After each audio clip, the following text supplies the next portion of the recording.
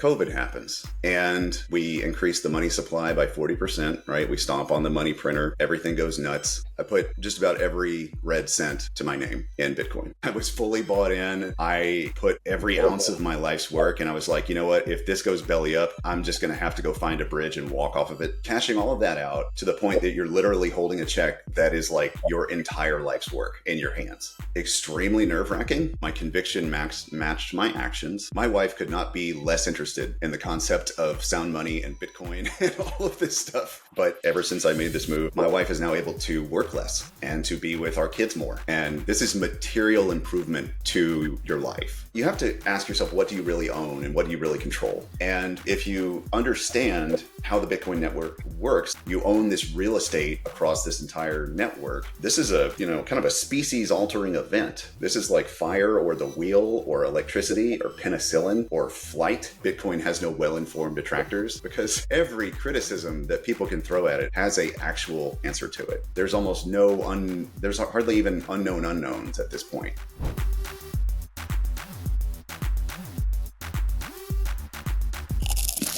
Welcome to Sat Chats, the Bitcoin podcast where we chat about sats. Sats are the smallest part of a Bitcoin, the same way pennies are the smallest part of a dollar. With Sat Chats, we are building the world's biggest Bitcoin welcome center to serve as your gateway to generational wealth. So if you are brand new to Bitcoin, we want to chat about sats with you. Head to satchats.com to grab your slot in the studio today. I'm your host, number 0. That just kind of popped out. That did. Whoa, I'm your host, Stuart. I'm your co-host, Anna Bevan. All right, let's go. And if you're not so brand new to Bitcoin and have been talking to yourself for 4 to 5 years, come on the show and let her rip, just like number 126, Mike, our 5th Satillionaire who found us, he heard us, he signed up, he's ready to go. Mike, introduce yourself to our Satillionaires and then just absolutely let it rip. Hey, everybody. I'm Mike. And I am a sysadmin by trade, and I work in the Washington, D.C. area. I am not new to Bitcoin, really been stewing on this for a very long time. Don't have a lot of outlets to talk about this, and that was what naturally drew me to your show.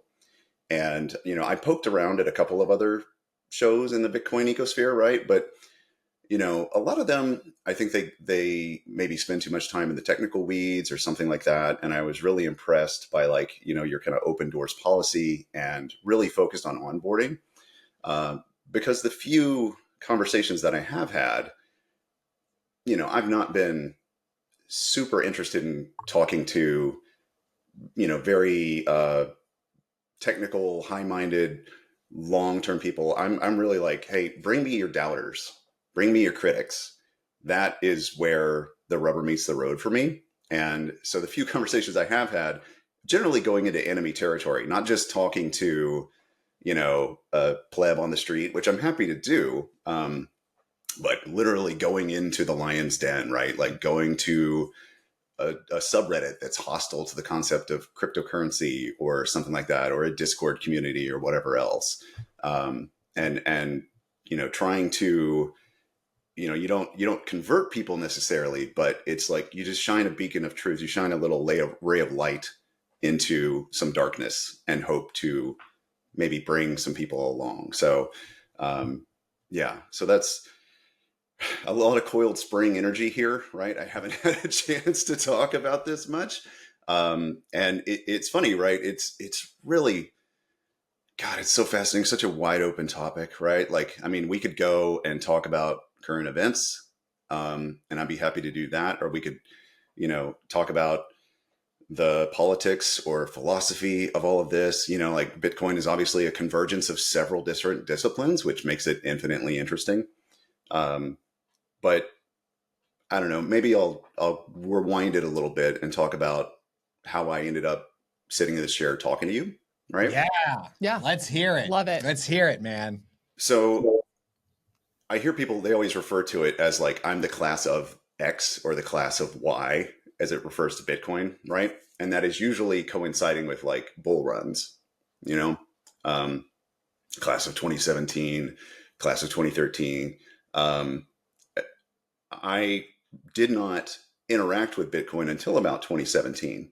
And I interacted with it in the most like, noobish way possible, which was just, I'm going to go to a major exchange and I'm just going to cast a lot of bread on the water at a whole bunch of different coins. Because like, hey, some people are getting rich. This is my scratch off, whatever. Lambos and Moon, let's go. Let's just see what happens. And of course, I got completely wiped out. And like, okay, well, that was not cool. I think I'll just, pack up my things and go. And then COVID happens. And, we increase the money supply by 40%, right? We stomp on the money printer. Everything goes nuts. And to that point, I had just been like, I don't know, flirting or dating Bitcoin, right? Like very nominal, amounts of money floating in there. And then after that happened, I have since, I want to say 2021, maybe early 2022, I put just about every red cent to my name in Bitcoin. This is great. So let me expand the view on that one, Mike. And I also want to say I love the image of just throwing all the pieces of bread out onto the water to just see like which duck or whatever is going to like gobble it up. And you just kind of went into the crypto casino, as it's called, in 2017 to see if you could moonshot, and you just got wrecked instead. But I really like this idea of, you see the money printer, you see America devaluing everyone's hard work by 40%, right? By 40%, not 2 to 3%, not even 4%, not even 14%, 40%. I mean, I think about guys and gals that like spend a lifetime saving up for retirement, and the moment they're about to retire, their retirement goes 40% less far than it was going to go. Like, that is not cool.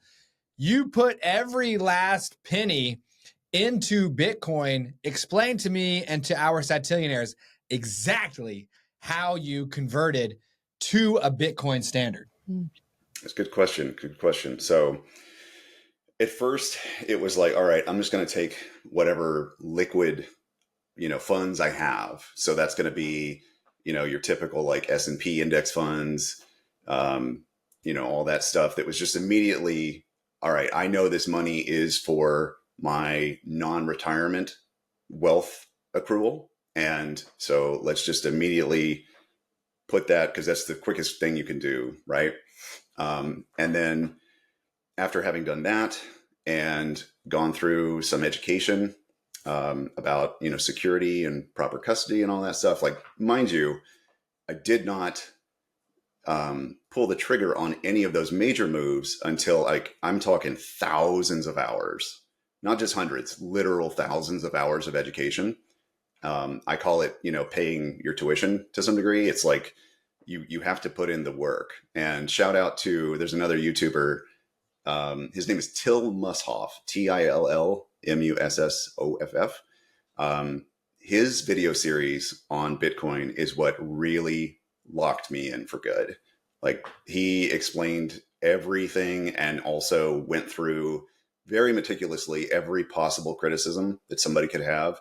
And this dude, he doesn't have a ton of followers. His channel's not big. I don't know him. I've never spoken to him, but I just owe him that cosmic debt. So I wanted to say that. But anyway, so lots and lots of, research and time and effort going into like, what is this? Why do I care? And it wasn't just learning about Bitcoin either, by the way. Like, I didn't know anything about the concept of money in the Federal Reserve really until that, like I said, that COVID window. That was when I started to kind of peel back the layers of that onion. And, that was extremely motivating. And so after having put in all that work, right, all right, I feel like I have a decent personal custody and security apparatus ready to go. All right, I'm going to convert my liquid savings. Okay. And I'm not going to lie, super nervous. When you first start moving very large amounts of money, you should be nervous. If you're not nervous, like, something's wrong with you. You might want to go get checked out. And so after having successfully done that, sat on that for, probably somewhere to a quarter to a half a year or something like that, feeling good about like the decision that I had made. Hadn't seen any significant movements in the price or anything. Like we're talking, this is after 2021 and kind of the big come down, right? So I'm really making a lot of these moves in a valley. And, I think my lucky stars, like the timing was right. I could have very much been doing this during a bull run and have had a totally different story. And this is why any neutral parties, anybody on the fence thinking about it, like I'm not super smart. I'm not, I have no inside information. Things just happen arbitrarily, and that just happened to be my time, right? Good for me. But I know that. I know that, I'm not any great shakes. So anyway, after having successfully kind of done that conversion of that short-term savings, let's call it, I went to the bigger well, which was my retirement, and converted all of my retirement into Bitcoin. And that was an extremely nerve-wracking, more than anything else, right? Like, okay, now we're getting into the stratosphere, and this is like my entire life's work and everything. But my conviction matched my actions, and I don't know if I should anyone that I've worked with, let's say, like on a commercial level to help me do this stuff.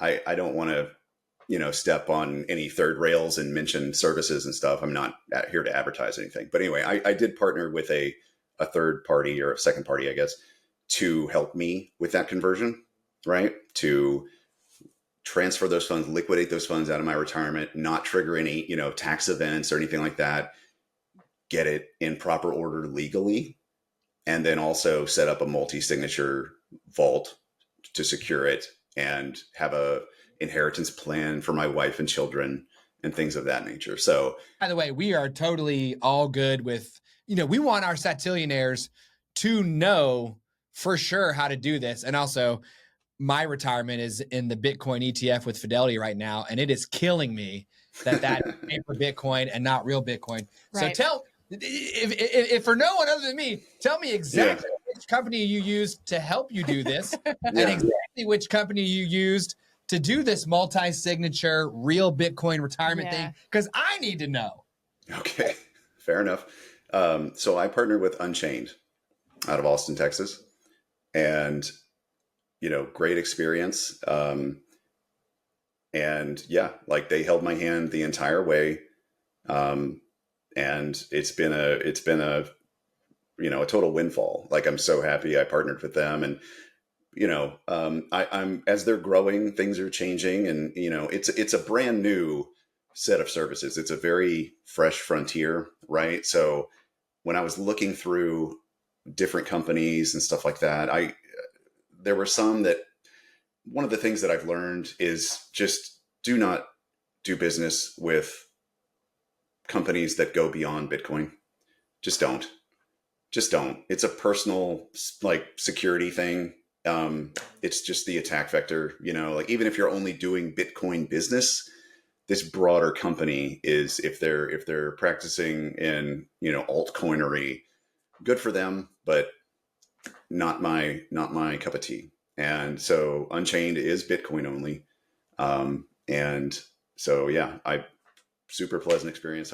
If I had a referral code, I'd give it to you. I don't know. Maybe I need to go check them out again. Yeah. Go get it, and I'll wait, and then I'll go through you, because it sounds like just by contacting Unchained, you were able to take your retirement account from where it was made up out of whatever was in there to Bitcoin, actual for real Bitcoin. You control, at least, do you control one key and they control two keys? Or so I'm two and they're one, so it's a 2 of 3 setup. Interesting. So it's a 2 of 3 setup, and you're right. Like, I can get into the more of the weeds on this. So my retirement was a mix of, like, 401k, an IRA, and most of it was like, I'm on the younger end of things, and so it's like, all right, let's just go full bore S&P 500, go America line, let's just ride that, right?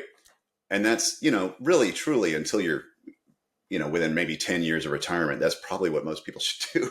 But regardless, anyway, So yeah, converting my retirement, converting my 401k, converting my IRA, cashing all of that out to the point that you're literally holding a check that is like your entire life's work in your hands. Like I said, extremely nerve wracking whenever you're moving around that amount of money. And, it used to be the Wild West, like you had no help. There are people who have done this with no help whatsoever. And technically you can. It's legal to do it, but it is ill-advised. I think you need, almost a law degree and probably some type of technical expertise that just I did not feel comfortable with. The money I have spent with Unchained is the best money I've ever spent in my life by far. And to piggyback on your comment about like the ETFs and stuff like that, we remember a day when there was no ETF. So all of this stuff happened before the ETF came for me. However, retirement accounts are not shared. They're individual, even though I'm married with kids, right? My wife has her own retirement situation, and my wife could not be less interested in the concept of sound money and Bitcoin and all of this stuff. Why is it like this? Why is it like, yeah, no kidding. I like I said, I've been focusing on onboarding, right? And she is my white whale. Whenever I get her, I'll know I'll be there. But she does know one thing.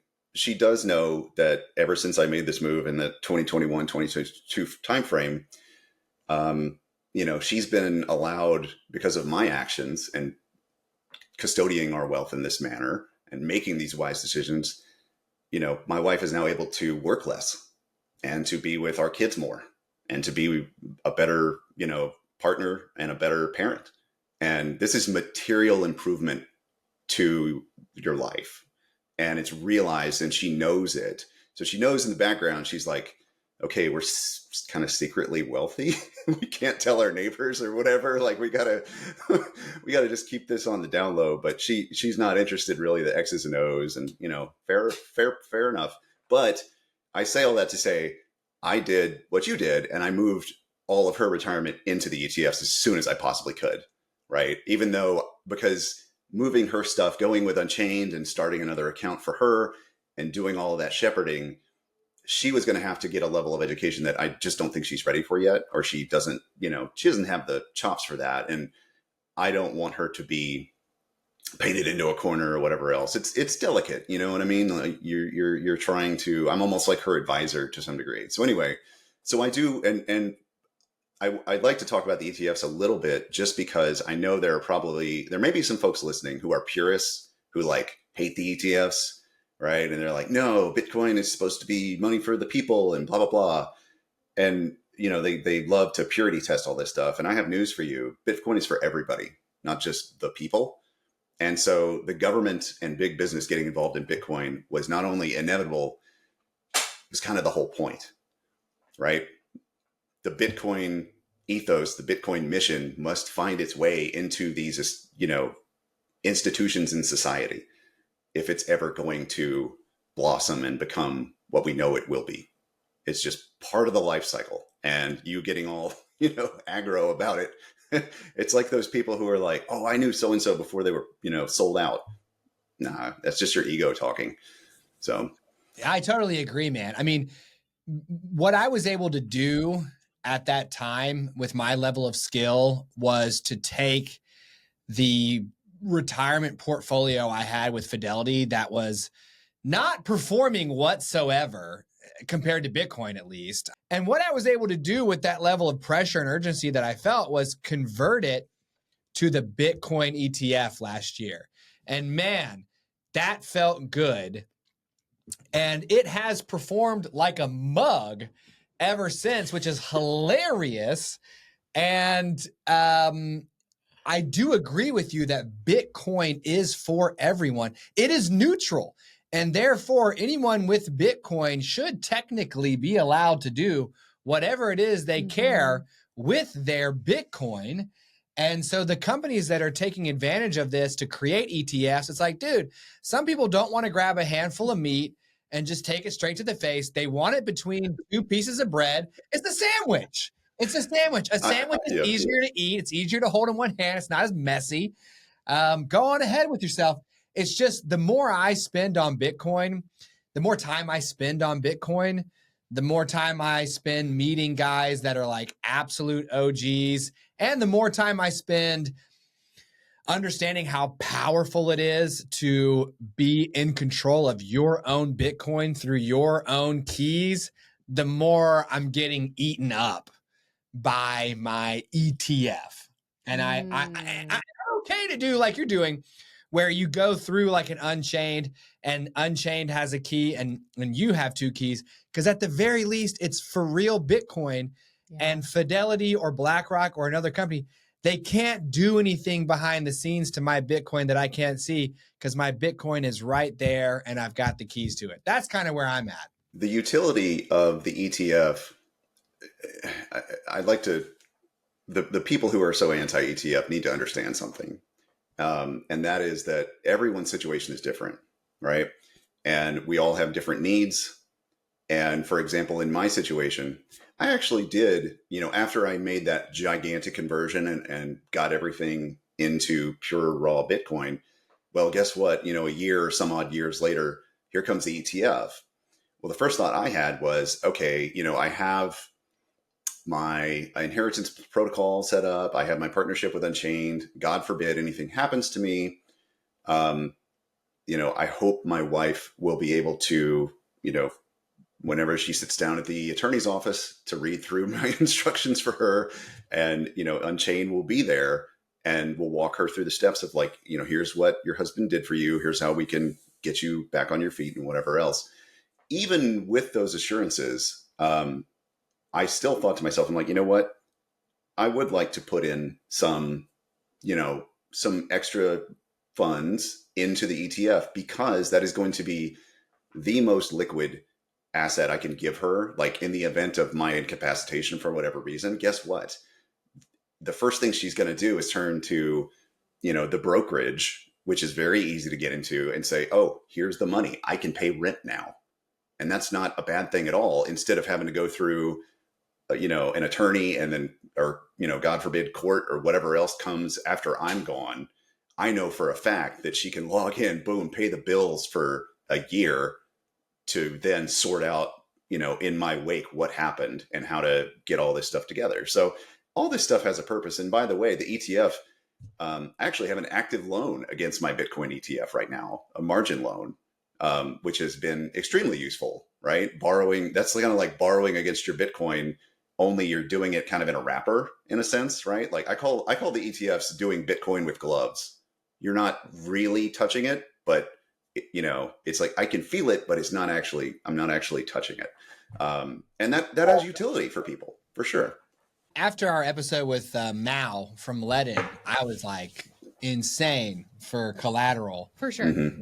And I looked into, it's like, well, hey, I've got the Bitcoin ETF for retirement. I was like, well, hey, if I'm not going to touch that Bitcoin until I'm older, can I use it as collateral for a loan? And at least my cursory exploration with Chappie was that you couldn't take a loan against your own retirement, because it was like a not retirement.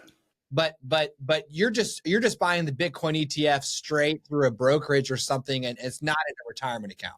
No. That's all like just kind of, I call it, anything, the base case, the like rule of thumb that I've come up with in the years that I've been kind of knocking around in this, is that any money that you may spend, and the operative word being may, like if there's a significant chance you will spend it in the next 3 to 4 years, should probably not be in Bitcoin proper, because of the way these kind of ebbs and flows and the high volatility work. And so I have this kind of intermediate funds, let's call it, and that is a mixture of Bitcoin treasury companies, the ETF, and a handful of other rounding errors. But it's largely like, it's everything from vacation money to tuitions to emergency funds. Like, it's just this kind of like catch-all fund that is not on cold storage. Like my Bitcoin that is locked away in the multi-signature vault, if that ever gets unearthed and comes to life, something really bad has happened. You know what I mean? Like we're talking catastrophic failure of some kind, some, insane expense, or I got wrench attacked or something like that, like one of those deals. So you've got that intermediate, and if you're buying that stuff straight, then you can get a loan against it if you want. Correct. So any Fidelity, Charles Schwab, whatever else, you can take, I forget what the loan to value ratio is, but it's very similar type of program as to what Ledden has. In fact, I actually was, when I needed this money, like I had a bunch of expenses that hit all at the same time. I had to have a fence redone. I had to have my HVAC replaced, like you name it, right? Like Walt Disney vacation bill comes, like all this stuff comes crashing in at the same time. Yeah, right. So all this stuff comes on my, to my door at the same time a couple of months ago. And I'm like, crap, I need some liquidity, right? And the first thought I had was, well, I could just go ahead and sell some of my ETF. I know that's going to suck to pay Uncle Sam, but whatever. Can't take it with you and all that. And then I thought for a second, I'm like, you know what? I know I've done a margin loan in the past. Let me see if they do this for the ETF. And sure enough, you just say, hey, send me, a couple of grand against this. And as long as I maintain a loan to value ratio of, whatever percent, I think I pay probably interest around 10, 12%, for the privilege of doing that loan. But what's funny is ever since I've taken out that loan, the Bitcoin price has gone up so much that it's actually paid off the loan for me, right? Like the interest that I'm accruing on that debt is actually being outpaced by the price of Bitcoin. Bro! Oh, God. Amazing. So, literally, it's like magic. It is magic. Magic internet money. God, and Diesel. One thing that Stuart has mentioned, Mal coming on the show with Ledden, and then over a course of 5 conversations, 3 of them had to do with this concept of taking out a loan in fiat using your Bitcoin. And now you're saying Bitcoin ETF as collateral. It is circling us, Stuart. It's like coming for us. It's coming for us. It's like sharks in the water. It's crazy. It's crazy because as a regular guy who was not particularly responsible in his early age and just was a worker bee up until this show, I never owned anything of real value. And so the concept of having something of real value and handing it over to someone in exchange for some cash that then basically sorts itself out as the thing of real value continues to increase in value and the cash continues to decrease. It is blowing my mind. Yeah. Blowing my mind. And I can't wait to tap into the tool of the rich to basically hang on to the valuable stuff while spending this silly cash. Silly cash. Well, let me pull on that thread a little further, right? So I try to stay incredibly disciplined in my spending habits, right? Like I did not want to do this, even though like now that I've done it, I realize it's not so scary. I've always been a very risk averse person.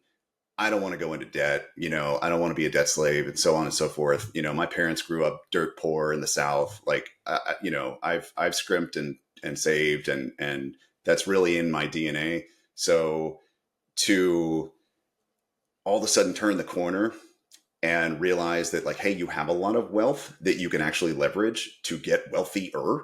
It's just such a foreign concept, or even not just get wealthier, right? Like I'll explain what I mean by that in a second, but just to live my life and to give my wife and children a better life than not only I had or my parents had, that's such an exceedingly rare story now. Like that's, and it's sad that that's not the case anymore, but just the quality of life improvement and realizing that it's not as scary as I thought it would be. Now, granted, the volatility of Bitcoin is a real thing. And for all I know, there could be a huge dip and whatever else. So I've been taking that loan I mentioned is a fairly modest one compared to the amount of the amount of value that I have actually in the ETF. So I should be fairly safe with that. But something that I did that was actually far more risky, and this was right on the heels of having converted my retirement. So like I'm talking, I went full, that was my like transcendent moment. Like I was fully bought in. I put every ounce of my life's work, and I was like, you know what, if this goes belly up, I'm just going to have to go find a bridge and walk off of it. Like there's just no, there's no getting out of it. I can't recover if something were to go wrong. So I was fully bought in, fully convicted. And I decided to actually just take a straight up personal loan. So I went to, a bunch of different banks and said, hey, who's willing to give me money just because I say I want money, right? I'm not going to tell you what the reason is. I'm going to tell you anything about it. I just want you to give me money, and in return, I will pay your interest, right? And I got a 5-figure loan, about 50 grand. Part of it was actually taking a loan out against my 401k. So, and I know I said I converted my 401k. I'm still employed, so I do have a new 401k that is just a traditional, S&P 500, whatever else. And I took out a loan against that too. So I took out a loan against my 401k because I knew in my heart of hearts, Bitcoin would outperform anything else, right? So anyway, I go to the bank, I get a loan, and I say, I'm just making a speculative bet that the dollars that I'm getting from you are going to be worth less by the time this loan matures than the Bitcoin will be. And that behavior, although I don't want to encourage anybody to go out, run out and go do that, right? Obviously, I did not bite off more than I can chew. I know I'm playing with fire. I looked at my expenses. I looked at the assets that I had. What amount of wealth could I safely, or what amount of debt rather, could I safely carry? And that has gone phenomenally, right? Like it's been about probably a year and a half, I think, since I did that, something along those lines. Yeah. So from the 80s into the 125s is what I'm sensing. And Yeah. Oh no, we're no. I think the majority of when I made all of these major moves about taking out this big personal loan and moving my 401k and everything, Bitcoin was floating somewhere between 20 and 40k. Bruh, 6x. Homie converted to a Bitcoin standard and went 6x on us. Yeah, Which at one point, it's like, who cares about the volatility, Mike? Who cares about the volatility? Because the volatility, you're so far into the ocean now that the waves on the shoreline make absolutely no difference to you. Am I right? Oh, none whatsoever. Like none of the, even that recent pullback down to 70k, right? It was like, what was that? I don't know, 6 months ago. I don't know, something like that.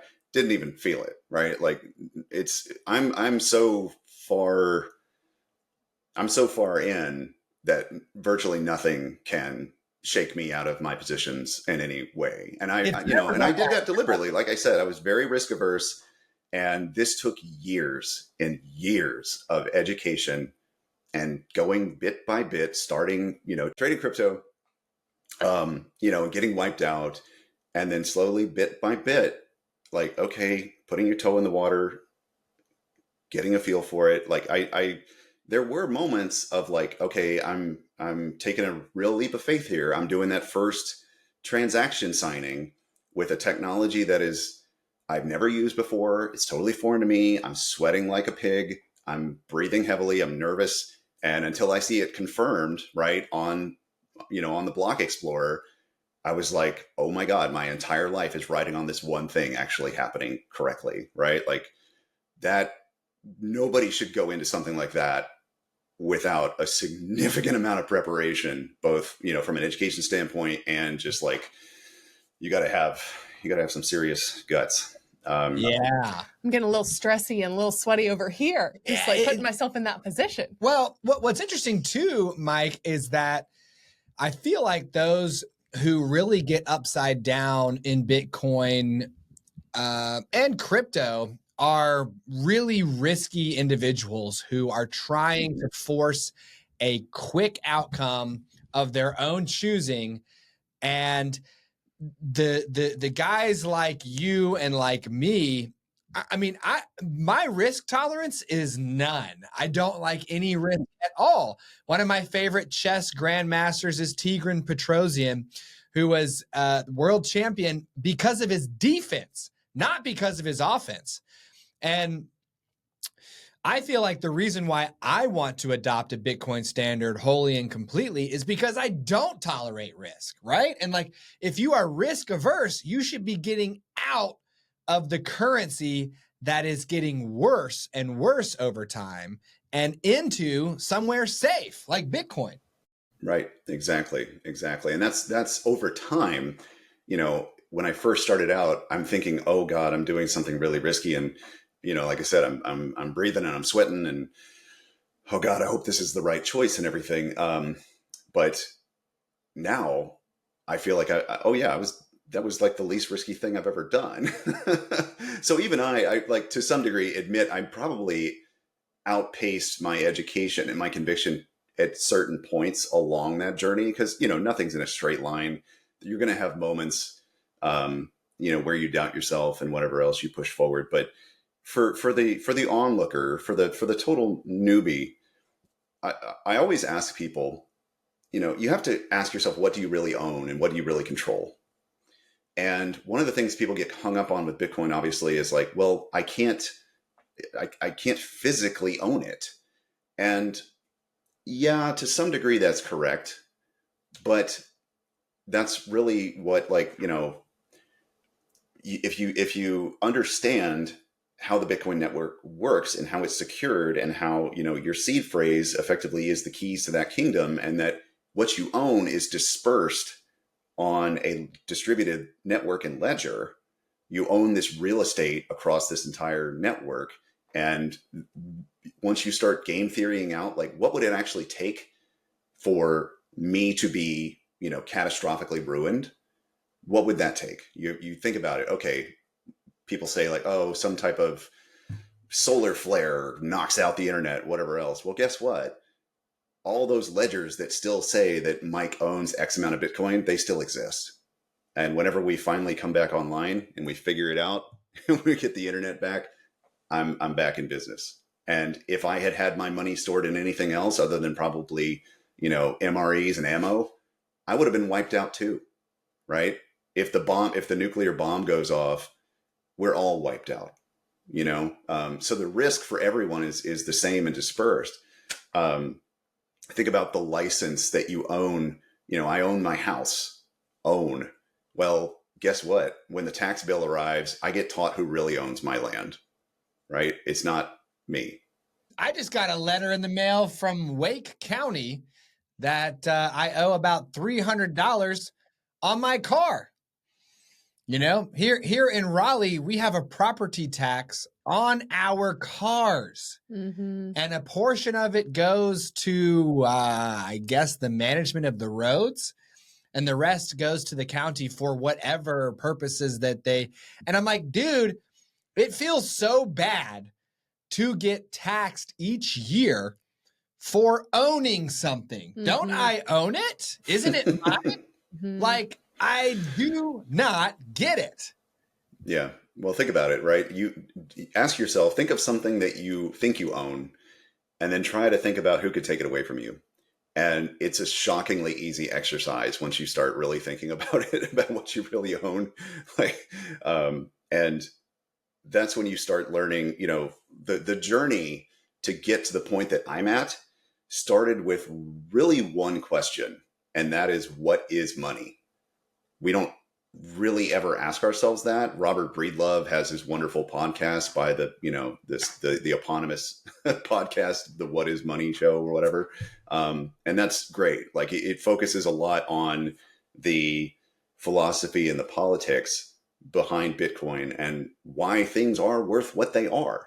And I think that's knowledge that is not, we take it for granted. And people really do need a backfilling education on that. Like, why is this worth something? Well, you go down the properties of money, right? once you hit on all of them, what is it? The big seven, right? Scarcity, fungibility, transportability, durability.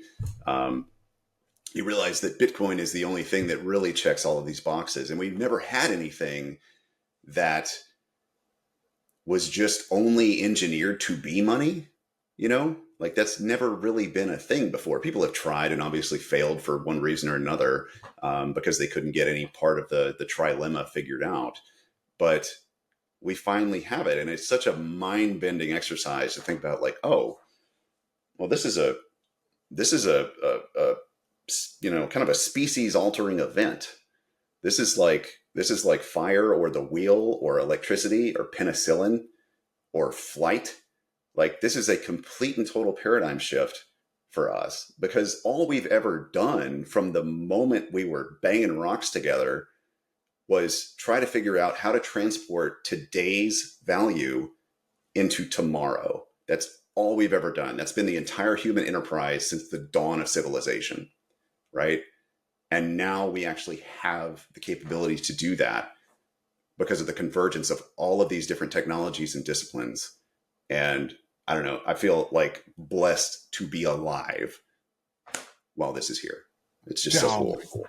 Mike coming out of left field to sign himself up to be our 5th Satillionaire on the show, and then absolutely just breathed flame all over this episode, dude. I hope all of our Satillionaires get to listen to the story of Mike. Yeah. Who is a guy just like the rest of us. Yeah. Who taught himself a ton about Bitcoin, who had the conviction to convert completely to a Bitcoin standard. Yeah. Oh my goodness. And go even deeper into it so that his retirement is Bitcoin. He's getting loans against his Bitcoin, not, unwisely, not unsafely, not recklessly, doing all kinds of research, doing all kinds of budgeting, really, like Mal says, finding ways to take advantage of, weak money in an inflationary environment. Mm-hmm. And now my guy taking trips down to the Magic Kingdom. Yeah. And he's not even spending any of his Bitcoin to get on Thunder Mountain. God, Diesel, let's freaking go. So, Mike, let's imagine there is a soon-to-be Satillionaire out there listening to your episode in their car.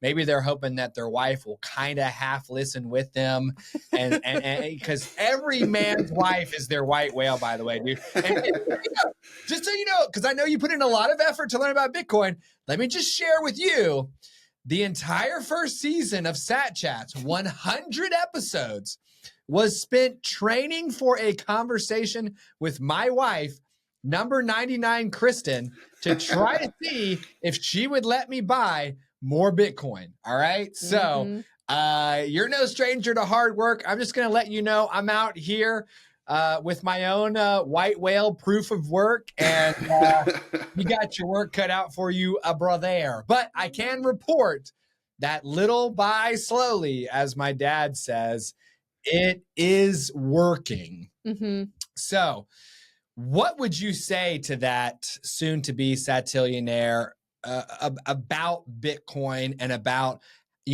how did they get started? Yeah, it's really a long journey and an education. If you're here to get rich quick, you're in the wrong place, and you will screw up and you will get burned. Okay. Like, know that first and foremost. Now, most people learn about Bitcoin during a bull run, which I'm of the belief that we're about to enter one. I don't think we are actually nearing the end of one. I think we're barely getting started. So make of that prediction what you will. But, more people, there will probably be more violent run-ups, and people will come in. And it's kind of just like, it's like waves crashing on the shore, like just little by little, everyone that comes in, a few little pieces of something get left behind, right? A couple of people get washed up on the shore and find out the truth about what this really is that this is not a, a get rich quick scheme. There's a bunch of stuff in the ecosystem, in the community, there's plenty of bad actors. There's bad actors everywhere. Every innovation in particular. One of my favorite things I discovered kind of in the rabbit hole of Bitcoin is just thinking about all the innovations over time and how usually what happens is the negative use cases manifest before the positive ones, right? You think about, okay, well, when we discovered nuclear energy, what was the first thing we figured out how to do with it? Destroy the planet. People up. Yeah. Blow people up. Now, we could power, all of our energy needs with it, but no, we figured out first, like, okay, this could be a pretty gnarly weapon of war. So those negative use cases manifest, and you're going to see those, and you need to learn how to spot them. And this is one of the reasons I spend so much time, well, not so much time, but what little time I do spend, I guess, trying to talk to people is, like I said, going into the lion's den, going to the critics themselves, because actually a lot of those folks, their heart is very much in the right place. Their BS detectors are just flashing red all the time because the crypto space is just full of charlatans waving their hands, trying to get you to be their exit liquidity, right? That's just all it is from top to bottom. Bitcoin is the one true product that no one can control, no one can debase, you can't mess with it. Whereas everything else is just somebody else's pet project and idea, and they own it and they can do with it what they please. So they'll just abuse you with that privilege. So, if you're here for a good time and not for a long time, I encourage you to find the exit. Now, if once you figured it out, and like I said, I don't really cast aspersions or judgment with that. I was one of those folks at one point too. Like I said, I paid my my pound of flesh in 2017, right? When I went in there and just said, oh, okay, I'm just going to buy the top 10 coins on Coinbase and just let it ride. Just getting totally wiped out. And that was just the price I had to pay for my own education. So when you're ready, you'll come back and you'll start digging in, you'll start learning, start reading some books like The Big Print by Larry Lepard, or Broken Money by Lynn Alden, or Gradually Then Suddenly by Parker Lewis. Obviously the Bitcoin Standard's a classic. Take some time, invest in yourself, invest in this project, and try to match your actions to your conviction as best you can. And I guarantee you, if you do, if you study it sufficiently, everyone who has put in a significant amount of work, or enough work into Bitcoin, they come to the same conclusion. All of them. I love the saying that Bitcoin has no well-informed detractors, because every criticism that people can throw at it has a actual solution and answer to it. There's almost there's hardly even unknown unknowns at this point, right? So to those folks, if you're new, I think your time will come. You just have to stay with it. You just have to keep at it, keep reading, keep studying. Don't get too far out over your skis. All the things that we've referenced throughout the show about my journey, taking out loans and doing all this aggressive stuff and whatever else. And all right, I converted my entire life savings. There was so much time and thought put into that decision. Like, we're cramming this into an hour-long conversation or whatever, but I wasn't kidding. In pre-show, I'm telling you, I was just like a Bitcoin hermit during COVID. I was just holed up in my fortress of solitude, just ingesting every piece of media I could get my hands on about this subject, because it was just the rabbit hole of all rabbit holes. And I'm a firm believer that this project goes beyond just, your personal salvation. I feel like this is a worldwide species level project that will affect everything. If you think about every single thing that's wrong in the world today, in my opinion, it ties at least somewhat back to the fact that we have no perfect money, because money is the only true signal in the world. Money is how it's the base layer of communication for the entire species, for us, how we communicate what is important to one another. Like, that is the ultimate use case. And if you're using an imperfect money that can be debased or manipulated, your signal will get distorted. And so I feel like if, the saying is fix the money, fix the world, I'm a firm believer in that. I feel like the knock-on effects from a Bitcoin standard, whenever it happens, I don't know. I've resigned myself to the fact that, I'm probably not going to live to see the end of, centrally controlled currency or whatever else. And even my kids or my kids' kids, but I know it's going to happen eventually. I know that nothing can stop this train and that we're on the right path. And if you think, by the way, another objection I hear from a lot of noobs is that, oh, I'm too late, right? Like, how many times have you heard that, right? Like, oh, Bitcoin's too expensive now, I missed it. No, you're never too wet to get in the lifeboat, Like it's never too late to do the right thing, ever. Don't talk yourself out of it. I feel like you got some like dad level wisdom just shared with us. Massive fire bolts coming across from Mike. So let's turn it over to Abe's here for some Ithaca hummus. So Ithaca Hummus is our founding sponsor. Yeah. And today we will be tasting the black bean hummus. That's got a little bit of spice in it, like my boy. It does have number some spice 126 in it. Mike, which by the way, he's a multiple of 9, and he came in so hot. That's nice. Let's go. Ithaca Hummus. Are you familiar with Ithaca Hummus? Are you a lover of hummus? I am a lover of hummus. I've seen Ithaca Hummus on your show. In fact, I was talking in pre-show, I'm in the DC area. Yeah. I thought so hard about trying to make a day trip down there to see you guys just because I wanted to try the hummus. Yeah. You know what? If I'm your first, I don't know if you've ever had a recurring guest. Like maybe we'll set something up. I would love to come see you guys, and I am a big hummus fan, and that sounds delicious. Well, it's funny you should say that. Yeah, go ahead. Because it's very clear. A little bit of a mid hummus pause situation here. I love. It's very clear after speaking to you, Mike, that there is so much to Bitcoin that we will never fit it into a single chat about sats, especially when you've done thousands of hours of Bitcoin Bitcoin hermitage, right? So we actually ask all of our guests, each of them, if they would be willing to come back on in 9 months to give us an update on their Bitcoin baby. You are absolutely more than welcome to come down here in 9 months to do your Bitcoin baby update in person. Would you be willing to do that for us? Oh, for sure. That sounds great. I'll mark it on the calendar right now, in fact. Let's go. Excellent. I love this. All right, well, let's crunch to that. We are going to act as your taste buds today because we are in the studio. Yeah, and you are virtual. Today, though. Here we go. Cheers. Cheers. And a man after my own heart, because you might have heard that was a mechanical keyboard. No, you're right. No way Mike was tapping on some plastic nubbin. You hear that? Yeah. That is a mechanical keyboard. Mike and I are best friends. Okay. We're both dads. When we found Bitcoin, we both went absolutely ape and ingested everything humanly possible about Bitcoin. Uh-huh. And we like mechanical keyboards.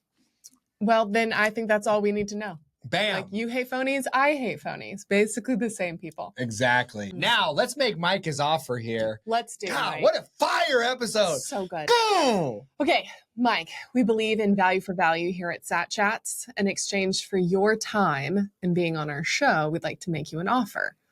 A choice between $50 in fiat or $50 in Bitcoin, which at today's exchange rate is 39,950 Satoshis. What would you like? I think, I thought about this beforehand, and I love you guys' show. I love your mission. So I'm just going to donate that right back to you because I want you guys to keep doing what you're doing. Nice. Let's Excellent. go. Thank you, Mike. You're the first person to donate to us. No. That was actually, it's number 14, Robert. He was the first to get the sats and donate them right back to us. So now number 126, Mike, is the second. Oh, man. To throw it right back. That feels like a TikTok next block question.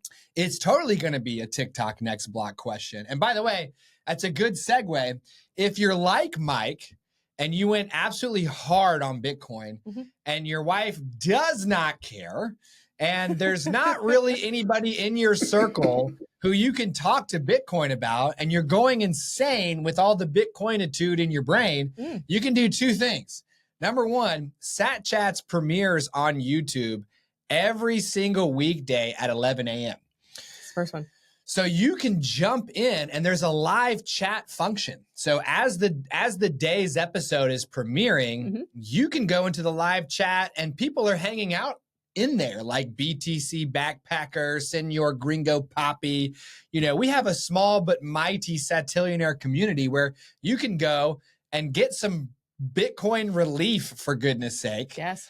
But you can also come on Fridays at 11 a.m. where our live game show, TikTok Next Block, not only gives you that community in the live chat, but you can play to win 1 million sats. And you can test your strength both against Bitcoin and against me, because you have to answer Bitcoin trivia and you have to answer Sat Chats trivia. And as you get closer and closer to 1 million sats, Mike, dim questions get hoard. They do. Okay, they get hoard.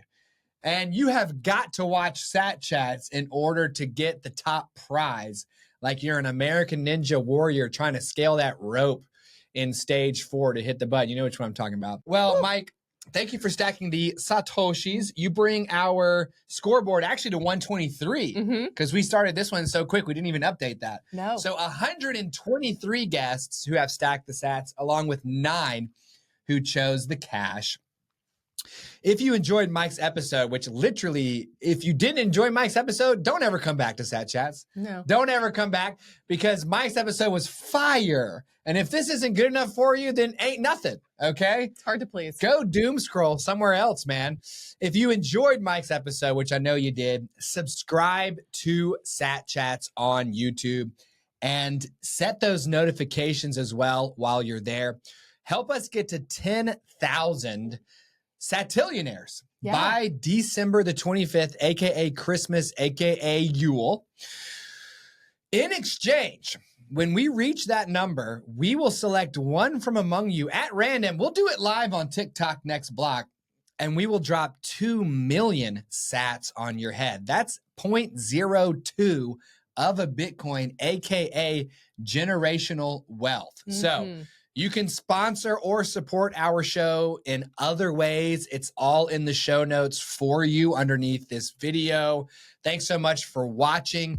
Remember, Sat Chats is for educational purposes only and should not be construed as financial advice. Also, our guests absolutely fire views that are thebomb.com, and you should probably adopt, are their own. God, this episode was amazing. So good. We'll see you on the next one. Until next time, keep stacking them sats.